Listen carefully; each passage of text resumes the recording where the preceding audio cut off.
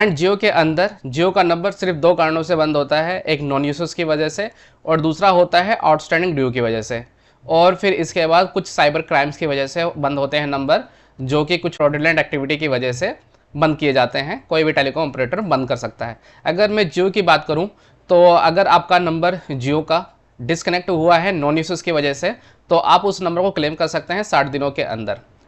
अगर आपका नंबर 60 दिनों के अंदर अंदर अगर आपने क्लेम किया तो वो नंबर आपको वापस मिल जाता है। लेकिन मैं आपको रिकमेंड करूंगा, अगर आप जियो के नंबर को दोबारा क्लेम कर रहे हैं तो आप मैक्सिमम से मैक्सिमम 50 दिन के अंदर अगर आप क्लेम कर देते हैं, आप जियो के अंदर जिस भी जियो स्टोर को या जियो सेंटर को रिक्वेस्ट देते हैं, वो भी बैकएंड टीम को मेल करते हैं एक्टिवेशन कोड को मंगाने के लिए।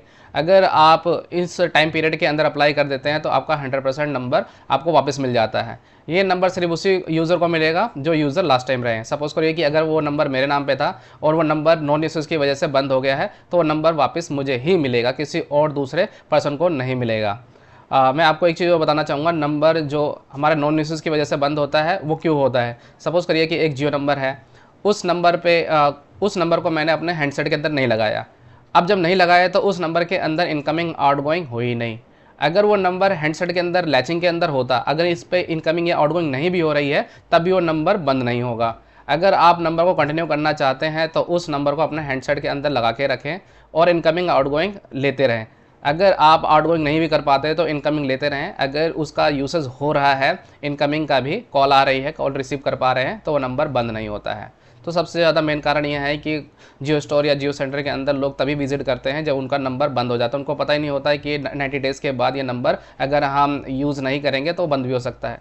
ना करने का मतलब ये होता है कि ना ही आप उसको अपने हैंडसेट के अंदर लगा रहे हैं, ना इसमें इनकमिंग हो रही है, ना आउटगोइंग हो रही है। अगर ये एक्टिविटी होती है हैंडसेट के अंदर लैचिंग है तो वो नंबर बंद नहीं होता है।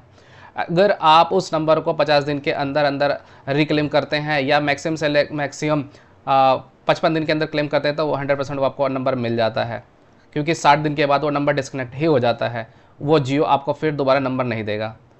और एक चीज़ और, अगर आप किसी भी नंबर को 90 डेज़ के बाद अप्लाई कर रहे हैं, या फिर टेलीकॉम का यही रूल है कि जो नंबर जिस ऑपरेटर से रिलीज़ हुआ है, सपोज करो कोई नंबर है, अगर वो एयरटेल की सीरीज़ है, अगर वो एयरटेल की सीरीज़ आप दोबारा लेने जाएंगे जियो के पास, सपोज करो एक कोई नंबर है जियो का, उस जियो नंबर को आपने चलाया और वो पोर्ट करा के आप आए थे जियो के अंदर। अगर वो नंबर जियो के अंदर चला कुछ टाइम तक और आप उसने उसको यूज़ नहीं किया, नॉन यूज में वो बंद हो गया। अब क्या होता है कि वो 90 डेज़ के बाद वो प्रीवियस ऑपरेटर को चला जाता है, जिस भी ऑपरेटर की वो सीरीज़ होती है। सपोज करो एयरटेल की वो सीरीज़ थी, वो एयरटेल को वापस चला गया। अगर आप जियो के अंदर उस नंबर को क्लेम करेंगे, वो करंट स्टेटस भी हर टेलीकॉम के पास होता है कि स्टेटस चेक करने का वो किस सर्कल के अंदर किस ऑपरेटर के पास है। अगर वो जिस सर्कल के अंदर जिस ऑपरेटर के पास दिखाएगा, आपको वो नंबर उसी टेलीकॉम से मिलेगा। वैसे 90 डेज़ के बाद वो पेरेंट ऑपरेटर के पास चला जाता है, वो नंबर आपको पेरेंट ऑपरेटर से ही लेना होता है। इसके अंदर जियो कुछ नहीं कर पाती है। तो फ्रेंड, नॉन यूसेज के अंदर अगर कोई नंबर बंद हुआ है तो आपको मैक्सिमम से मैक्सिमम 55 दिन के अंदर क्लेम करना है।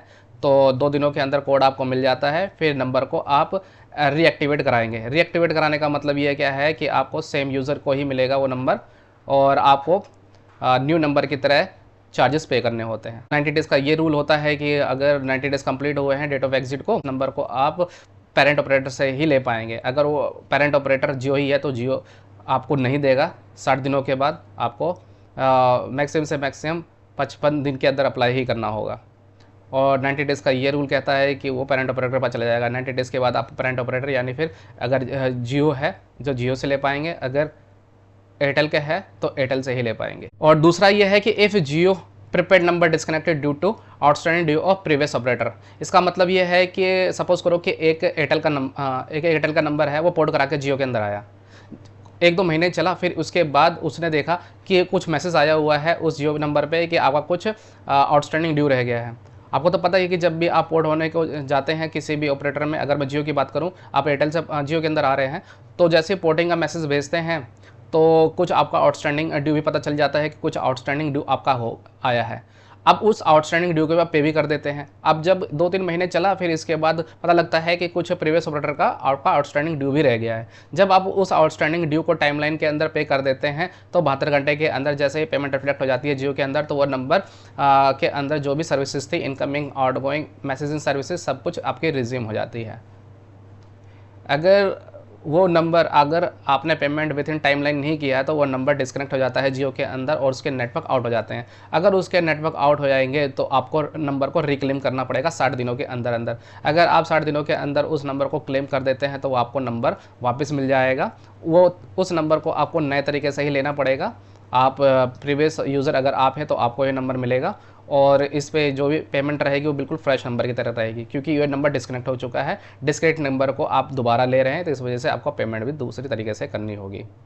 तो फ्रेंड, हमने देखा कि हम किस तरीके से अपने नंबर को वापस ले सकते हैं।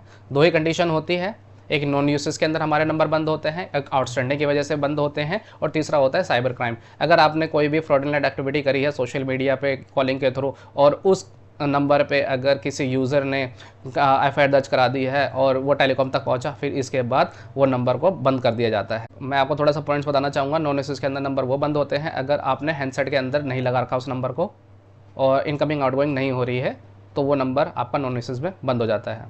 अगर आपको क्लेम करना है मैक्सिमम से मैक्सिमम आप 55 दिन के अंदर क्लेम करिए, फिर आपको नंबर कोड आके दोबारा मिल जाता है।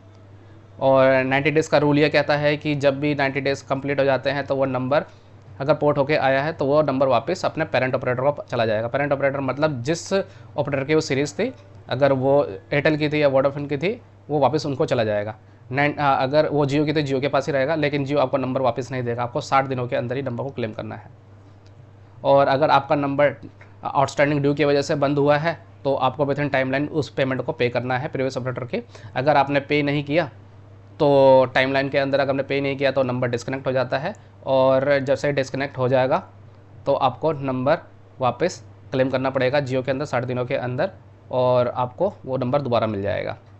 और इसके अंदर आपका ओल्ड सिम नंबर यूज़ होता है उस सिम को उस जियो नंबर को एक्टिवेट करने के लिए।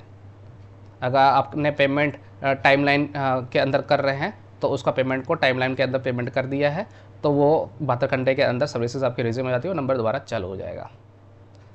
Thank you friends.